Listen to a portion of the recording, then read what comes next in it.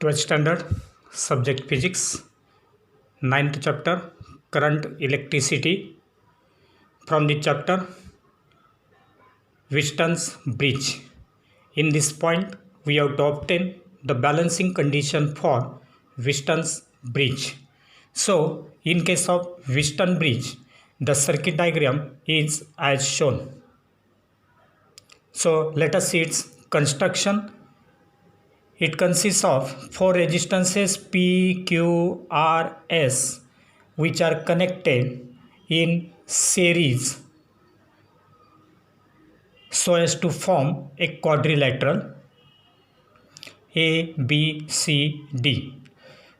Between the two diagonally opposite terminals of that quadrilateral A, C, a battery of EMF E along with key K is connected. Between the remaining two diagonally opposite terminals B and D, a sensitive galvanometer having its internal resistance G is connected. Now between the two terminals A and C, when that battery is connected, it is so connected that positive terminal is connected to terminal A and the negative terminal is connected to point C. Therefore, the point A is at higher potential as compared with this point C. Let us see its working. When the key K is closed, the current will start flowing through the circuit. So that current will pass from A to C through the circuit. And therefore, when this current is set up in the circuit, let that current be I. So total current sent by this battery is equal to I. When this current reaches to point A of that bridge, it will get divided into two parts, I1 and I2. The part of the current I1 passes through resistance P and the remaining part I2 flows through resistance S. When this current I1 reaches to point B, again it will get divided into two parts. It will flow along two different paths. One part is, let it be Ig, which is flowing through this galvanometer from terminal B to terminal D. The remaining part will be I1 minus Ig, and that will flow through this resistance Q from B to C. When current I2 reaches to point D, Ig will reach again to point D, and therefore the total current, that is I2 plus Ig, will flow through this resistance R. Hence, total current at point C will be equal to sum of these two currents, that is I1 minus Ig plus I2 plus Ig plus Ig and minus Ig will get cancelled, and hence total current at C will be equal to I1 plus I2, which is similar to that of point A, because at point A I is divided into I1 and I2, so that total current is I1 plus I2. Here also it is I1 plus I2, and that will be equal to I. Now we can apply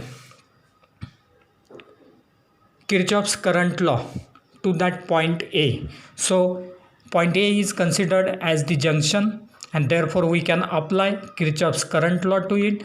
Current entering the junction, that is I, will be equal to current leaving the junction, that is I1 plus I2, and hence we can write I is equal to I1 plus I2. Now for the loop ABDA, we can apply Kirchhoff's voltage law. For this loop ABDA,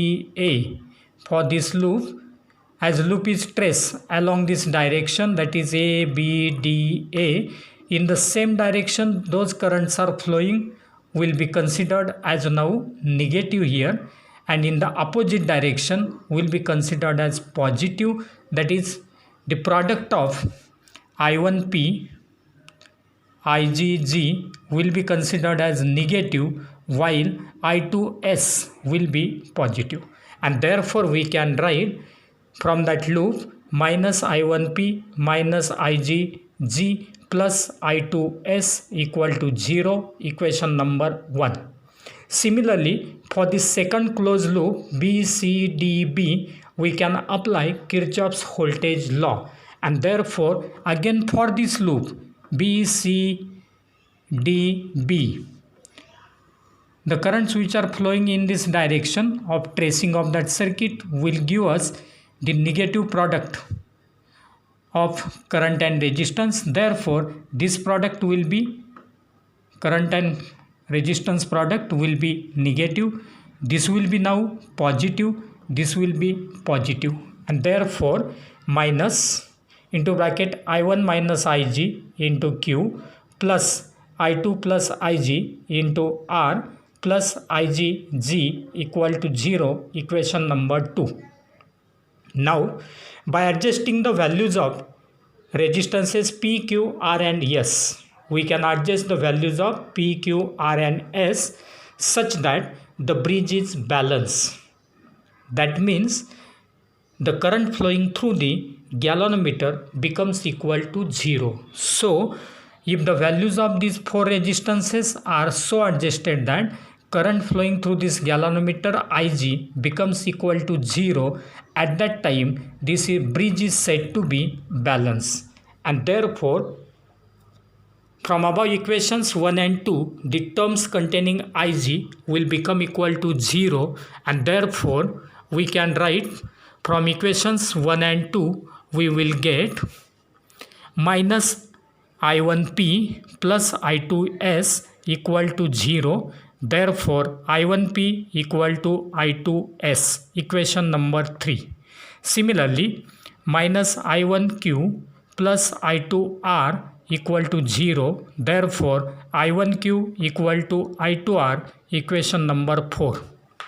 Now, dividing equation 3 by equation 4, we get I1P upon I1Q equal to I2S upon I2R. Cancelling I1, I2, we will get P by Q equal to S by R, and this is the balancing condition for Wheaton's network or Wheaton's bridge. If the values of any 3 resistances from it are known, then we can calculate the value of remaining resistance by using this balancing condition.